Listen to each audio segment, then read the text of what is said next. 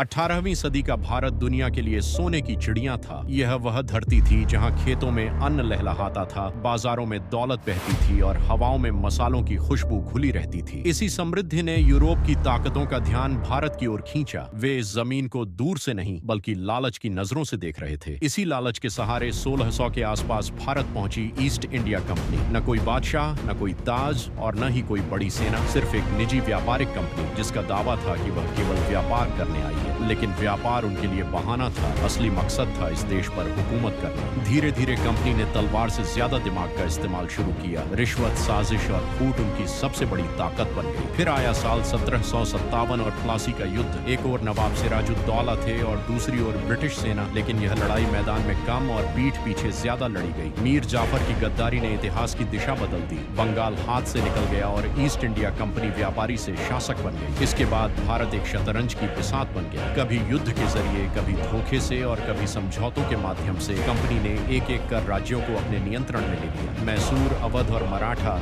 सब इस चाल का शिकार बने। भारत की दौलत इंग्लैंड जाने लगी और देश धीरे धीरे गरीब होता चला गया। किसान भूखे थे, जनता पर जुल्म बढ़ता जा रहा था और कंपनी का मुनाफा आसमान छू रहा था। लेकिन हर जुल्म की एक सीमा होती है। साल 1857 में भारत का गुस्सा फूट पड़ा। मंगल पांडे की चिंगारी एक भयानक आग बन गई। झांसी की रानी, बहादुर शाह जफर और हजारों गुमनाम सिपाहियों ने आजादी के लिए हथियार उठा लिए। यह लड़ाई भले ही जीत में न बदली, लेकिन इसने अंग्रेजों के दिलों में डर बैठा दिया। नतीजा यह हुआ कि 1858 में ईस्ट इंडिया कंपनी को हटा दिया गया और भारत सीधे ब्रिटिश क्राउन के अधीन आ गया। कंपनी तो चली गई, लेकिन गुलामी अभी बाकी थी। रेलवे, कानून और शिक्षा की व्यवस्था लाई गई, पर असली मकसद एक ही था, भारत का इस्तेमाल करके ब्रिटेन को और ताकतवर बनाना। इसके बाद के 90 साल भारत ने संघर्ष, आंदोलन, जेल और बलिदान में गुजारे। गांधी, भगत सिंह और सुभाष चंद्र बोस जैसे अनगिनत नाम आजादी की कहानी बन गए। आखिरकार 1947 में वह दिन आया जब भारत आजाद हुआ, क्योंकि ताकत बंदूक से नहीं, हौसले से हारती है और भारत की आत्मा कभी गुलाम नहीं थी, न है और न कभी रहेगी।